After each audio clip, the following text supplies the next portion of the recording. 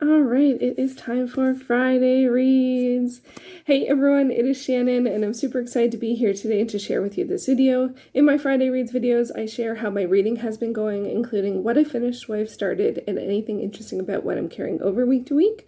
My focus in October is to finish off the last remaining titles on my currently reading that have been with me for some time. I'm going with May of this year and before as the point in which of no return. The point of no return. No, is the point of return, the point of clearance. I don't know. I can't think of a good phrase for that, but those are the works that I have been working towards, and I've been honestly working on this for quite some time. But at the beginning of October, I had 8 titles left. I want to finish those 8 titles by Halloween, so that's been my primary focus for right now. Let's see how I did, because on my Friday Reads, I always start with my finishes. Did I finish anything?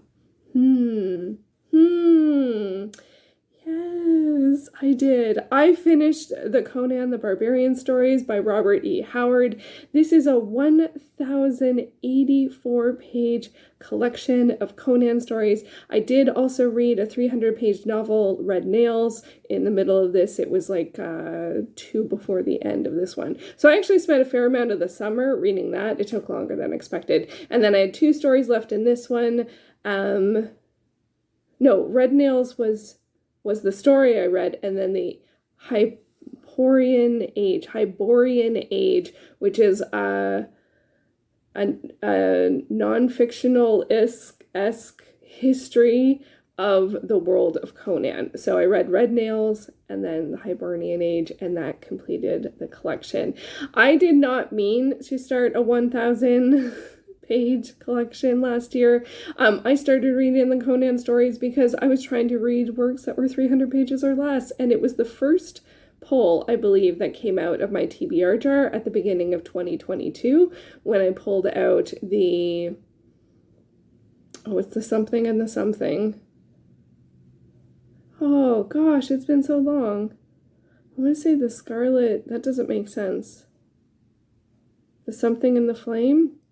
Anyway, but so these, if you're unfamiliar with Conan, which you're probably not, because I mean Conan is sort of just part of pop culture at this point, because of the Conan the Barbarian film in the 80s with, of course, Arnold Schwarzenegger and Conan the Destroyer, and then the newer version of Conan that they had with Jason Momoa. So it's sword and sorcery, it's fantasy, but and a lot of action. The stories, I didn't love them. Some of them were better than others. Some of them were interesting, but there was a lot of sexism and a lot of racism.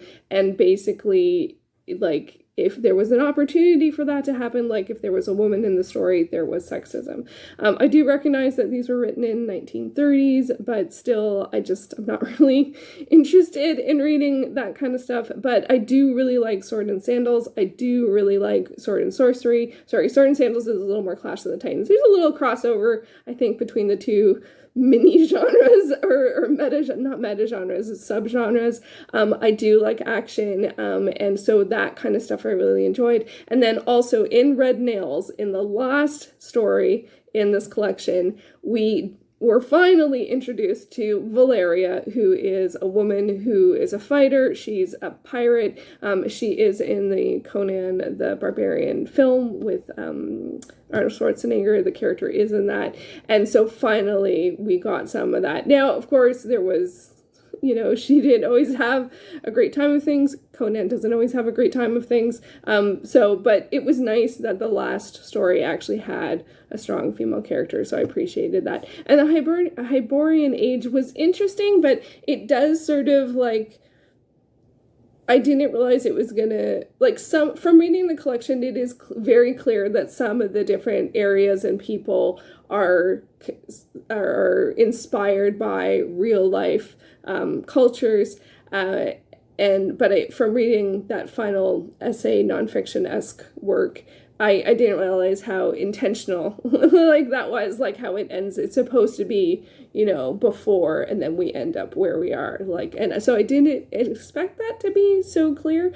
Anyway, overall, I think my rating, when I rated all of the stories, because I have it in my spreadsheet, whenever I read a series or a collection, I do itemize them, and then I do put their rating, so it's easy just to select that field and have an average. After years of going back and forth on my different tabs of what year I read this and what year I read that, I finally realized having a series page with individual, yeah, it works. Anyway, so I think I ended up, overall, the average ended up being like 6.7, so it's pretty low, but initially it was pretty high, but then when I started noticing the sexism and racism, it got lower. So anyway, I did finish it, but I do think one of the weirdest things is that I didn't mean to start the collection. I just read that first, The Scarlet at the Citadel. I think that's the first story, which was like 16 to 30 pages, and I enjoyed it. So I read the next one, and I read the next one, and I read the next one, and I read the next one. And by the time you knew it, I was reading all of these stories, and I was reading all of them from this particular collection. And then I was like, great, now I'm 300 pages into 1,000 page work. And last year I didn't want to do that. I wanted to read titles that were 300 pages or less. So anyway, almost 2 years later, like a year and 10 months later, here I am, and I finished this collection plus one novel. I have mixed feelings about it because there are elements that I liked, but there were very strong elements that I didn't like. I recognize the time in which it was written. That doesn't mean I want to be reading that kind of stuff. So, but I like, in terms of sword and sorcery, it is like a subgenre of fantasy, and I really do like the action. So I'm just going to be looking forward to other series and works that have action and magic in them. There's a lot of urban fantasies that have that, and that's a bit more my pace. So anyway, but that was a huge win. A huge win. I didn't have that many pages by the end of by like early this week. I just had the Hyborian age, and I had 44, I think, pages or something like that. So I did finish it off. So I'm very, very happy. So 1 out of 8 done. And then on the same day, I finished The Vikings by Gwyn Jones. This is a nonfiction work about Vikings. So there's some weirdness of reading these two things together in a lot of ways, because there's a lot of action, and in this there's a lot of fighting and overtaking and journeying, and they actually don't talk a lot about magic per se. They don't talk a lot about the paganism and the belief systems and the gods in this, which is, I think, a little disappointing, to be honest, because I mean, it was part of the culture. So, and that's actually my big challenge with this work overall, is that I did find the author's opinion on things was very clear in terms of which sources he believed more than others, and I do feel like he favored, and then his also opinion on, I thought, paganism was also pretty clear, that it was a negative opinion, and I think that's a bit surprising coming from someone who's talking about Vikings. So, and this one I started last April. I started it right before the May Reading Challenge last year, which was not smart. It's 400 page, extremely dense. Like, look, the footnotes is half of the page there. It's very dense. It's just walls of text often. No, it's not 300 pages. It's 400 pages. So I started another 400 page work. See? 2 over 300 page works that I started last year, neither of which I finished last year. I finished this year. So, but I did finally finish it. It was a heavy work in terms of the content, in terms of the physicality. Sometimes I did read it from Internet Archive, which was also exciting because they had different illustrations and plates and photographs and maps and stuff like that. There are a fair amount of that in this. But overall, like, I've read a fair amount about Vikings, and I was just mostly really surprised at how much it was clear the author's opinion, like, how inflated the Prosetta is and Snorri Sturluson's work, but he took the Anglo-Saxon Chronicle basically word for word. And I'm like, I don't know everything about, I'm certainly not a historian.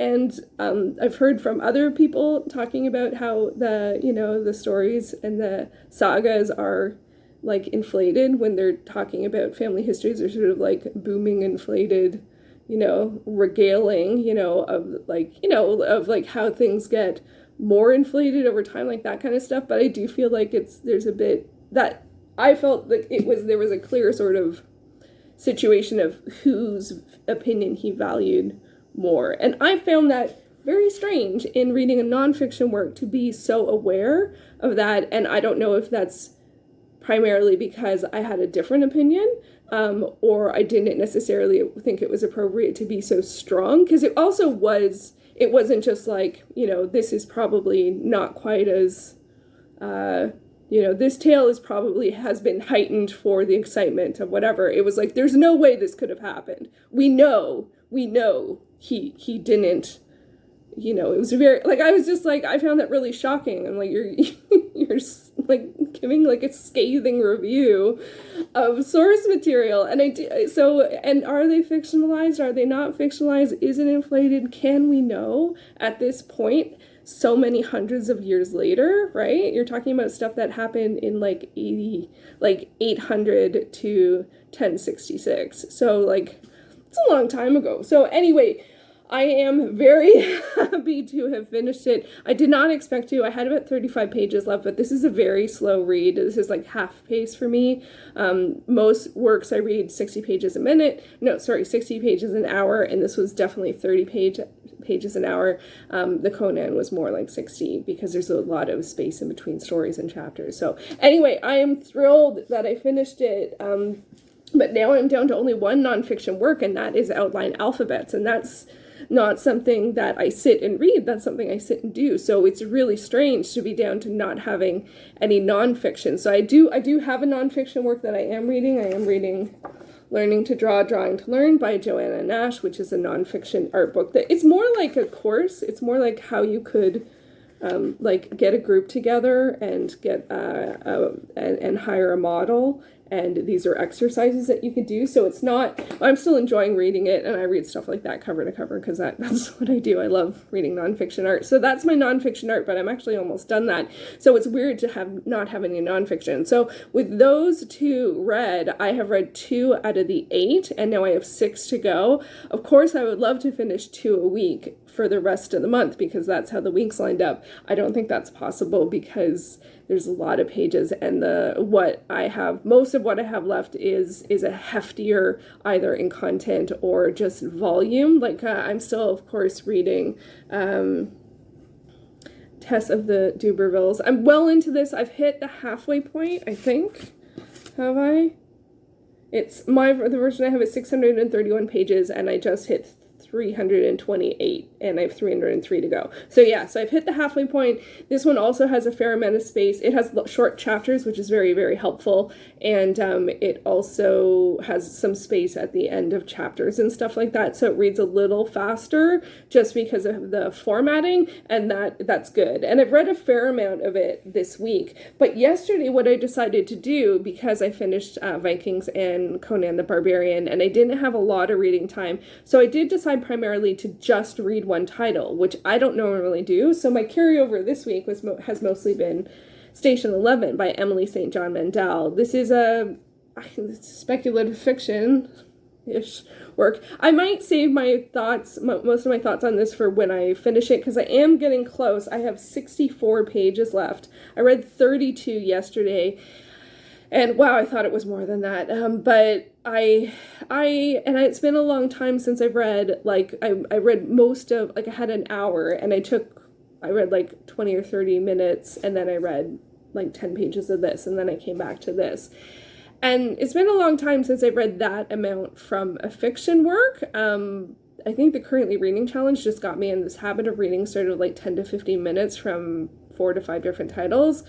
And I'm wondering, like, is that better? Do I like that? Do I not like that? I think I like that to start something. I don't like to read, like, 30 minutes of something to start. I like to just, like, dip my toe in the pool and get used to it and acclimatize to it. And once I'm comfortable with the character and the story and the pacing and the writing style, then I can read it for longer. But initially, I don't like to read it for a long time. So anyway, but I did read a hefty chunk of this, and I am hoping to finish this one next. This will be my next focus read, I think. Oh, but I only have 45 pages of Story of Your Life and Others, but these are both speculative fiction. Why I said, that isn't even a word, why I made that motion afterwards is that this is speculative fiction because it involves a pandemic, but I mean, after the past couple of years, does a pandemic actually feel like speculative fiction anymore? Like, what we went through is not the scale of what happens in the book, but I mean, it doesn't feel like speculative fiction to me. It feels like literary fiction, and that's fine. I don't know. Anyway, it's a survivalist work. I have a hard time with that. They've dealt with some things that often come up in survivalist works. I appreciate seeing different examples of things that often happen in survivalist work, but I still find it tough. I find it tough. It's going to be my last one, other than I will eventually read Brave New World and 1984. Those are like the two biggies in terms of dystopics. And I wouldn't necessarily say this is dystopic. It's more, but it is it's pandemic-ish.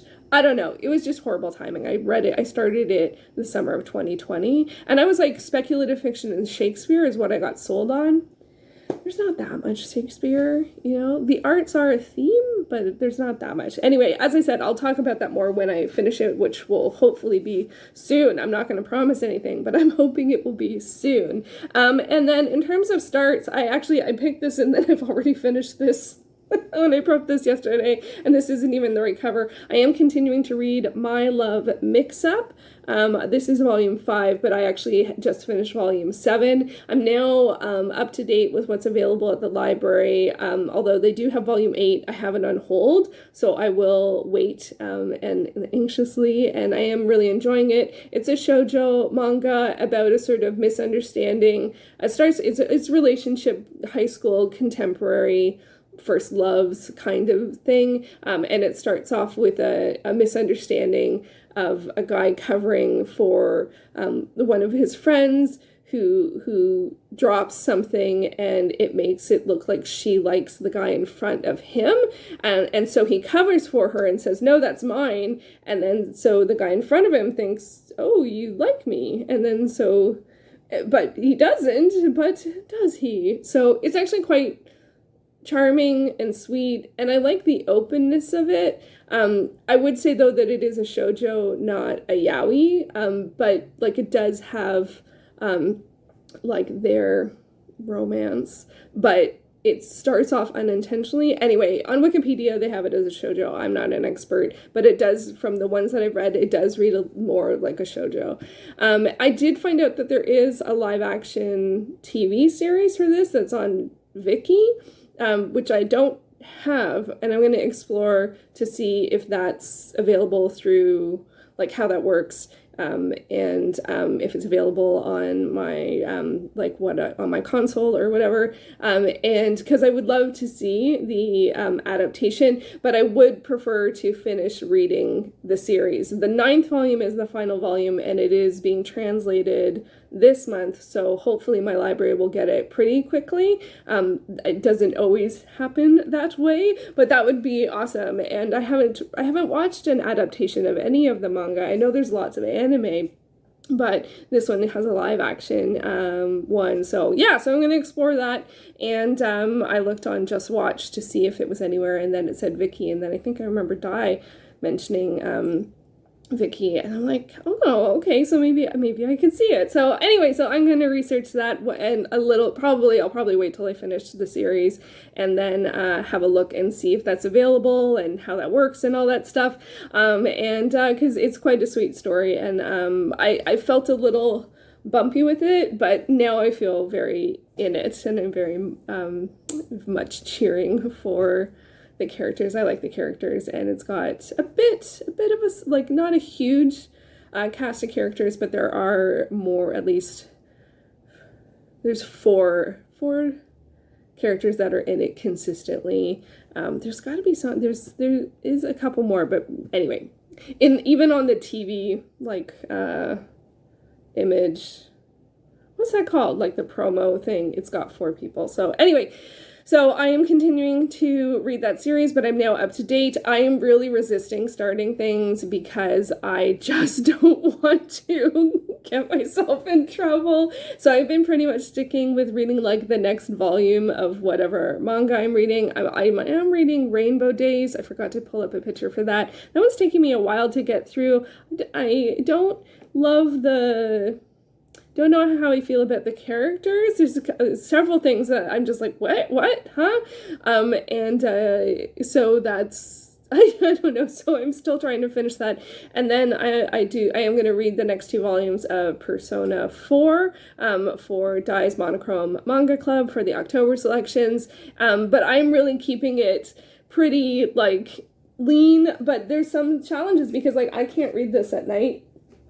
It's too, I don't like survivalist at night, and this is too, I can't read this at night because it's too, I don't know what the right word is, smart. Like it's too literary. Like I've just realized over the past couple of years from tracking my reading and reflecting back on things that if it's something that it has like, the reading comprehension is important. Like if it's a classic or if it's harder to understand or if it's more conceptual, I need to read it earlier, like early evening or late afternoon or whatever, not at night. At night, I need something lighter. So I have been trying in vain to finish Diary of an 8-Bit Warrior #3, Crafting Alliances. I have been reading this for like 3 weeks and it's taking me forever. It's a kid's book, it's highly illustrated, and but the big challenge, I finally realized it's not me per se, but what it is I'm reading it on this tablet, but it shows a 2-page spread in that's landscape, but it shows it in portrait. So it's really like it's a really small. And so I have to resize it, but then it's hard to flip the pages. And I just generally don't read that format anymore. There's a couple of manga series that when you read them, that's how they end up appearing. But like when I read, let's see, do I have like Persona's later in the series. Oh, here, I actually have it up so I can show you what it looks like. It's just really small. And they use lots of different fonts, and it's just like, it's really, oh, the white balance is not great, but like that's really small. So I have to like resize it, and then it just makes it very floaty and stuff, and it's just not working for me. Where for like reading Rainbow Days, I do have Rainbow Days up. It's full page, like it's 1 page at a time, not a double page spread. So it's just a lot easier to read in that, okay, so my internet's a little slow. So, like it's this versus 2 page. Anyway, so that's the challenge. So I'm trying to decide whether I want to DNF it. That feels kind of ridiculous because I'm like, it's a highly illustrated kids book about Minecraft and gaming, and it's meta, but also I'm like, I'm like 90 pages in, I'm like, I have no clue what's going on. Like, I really don't understand the story, but it's still entertaining and engaging. So anyway, so that's been one of my reads, but I have not gotten to it very much. So anyway, but I am thrilled with how things are going. I tried to read a little bit extra this week because on this upcoming weekend, it's Thanksgiving weekend here in Canada, and I do have family stuff going on, so that means one of my reading days, or maybe even 2, will have other stuff going on, and so I'm trying to get a little ahead. So I do have two titles out of the 8 done, but I think I'm only okay on reading. Well, I'm actually on pace, so to get ahead, I have to read more, because I read 90 pages one day, 26 pages, 90 pages, 32 pages, and I'm trying to read 60 pages. Okay, so I think I need to read another 60 to be ahead, and today I'm filming, so I actually also forgot about that, now that I'm back to filming consistently, on the days I film, I don't always end up reading.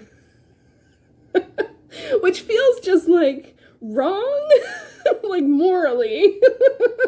Not morally, that's not the right way to say it. Anyway, so, but I feel like things are going pretty well, a little ahead of schedule, but these next 6 titles are a little tougher. Like Tess is going to probably take me right till the end. And I also have a novel that I haven't even started reading. It was a lapsed buddy read, but I checked with my buddy and I said, you know, do you remember back in 2017 when we read this book together, started reading this book together? They're like, go ahead, don't worry about it. So I have gotten the A-OK to restart that, and I do have to restart it. It's been so long that I don't remember it at all. So I have a whole fantasy novel to read that's 400 pages. But Station 11 is going to be the next focus read. I'm just going to keep consistent with Tessa Duberville's. I didn't get any outline alphabets done this week, which is not good. I was being very consistent, but when I normally did them, something else happened. So I'm going to have to create a pocket of time to do some before the new week, I think, because otherwise I will feel behind. So, but overall, I do think things are going well. 2 out of 6 is great. It's more than I expected in this first week. Of course, I would love to finish 2 a week. I don't think that's possible, but you know, keeping consistent. You know, this was a good week. I've had several weeks in September where I was feeling not in great shape, but I feel like I'm in pretty good shape. It's the final push. I'm not good in the middle, the beginning, and the end, whether it's a project I'm working on or a book series or a film series. Those tend to be the places I am the most excited and I'm the most engaged. It's the middle that's always the tough part, and I think September was the middle. So we're in the final push now. 3 weeks to go. I didn't tally up the pages. I don't want to know. I don't want to know. I think we might be at less than 1,000. We should be at 900. I can't do the math. There's too many. Can I do the math? 267, 280, 70, 8, 05, 1,200. I must have messed something up there. 400, 700, 800, 900. No, it's too many numbers. It's too many. It's like still 6. Anyway, I had been doing the math daily, and then I decided that wasn't a good idea. So I think that's a reflection of it's not a good idea. Just keep moving forward and just see what things are in the week. I do share how the numbers on Sundays on Instagram, and on Saturdays I show what my currently reading is. And I am very curious to see what's going to be this Saturday, because I think it's going to be a number I have not seen for many years. A very low number. We shall see. So anyway, that's how my reading week has been going. Let me know how you've been doing. Let me know which part of the project do you like the best? Do you feel the most motivated? Because for me, it's definitely the beginning and the end, and then the middle, not so much. But it's just really helpful to know that, because in the middle I just need to stay focused and not worry, because I will eventually get motivated again. Although breaks are good. I think breaks are good. I think I've been doing this a little too long, but I'm in it. I'm gonna keep going. I'm very motivated at this point. And yeah, so I hope that you have a lovely weekend ahead. If you're Canadian and celebrate Thanksgiving this weekend, I hope that you have a good Thanksgiving, and I will be back soon with another video. I have a couple of videos planned. I'm not sure what's going to go up. I did make out a trip to get some bookish things, so that, not even bookish things, book things, so that may be in the near future, but I don't know what's gonna land when, so hopefully I'll have something up on Sunday and maybe mid next week, and yeah, thank you so much for watching. I will be back soon with another video. Take care.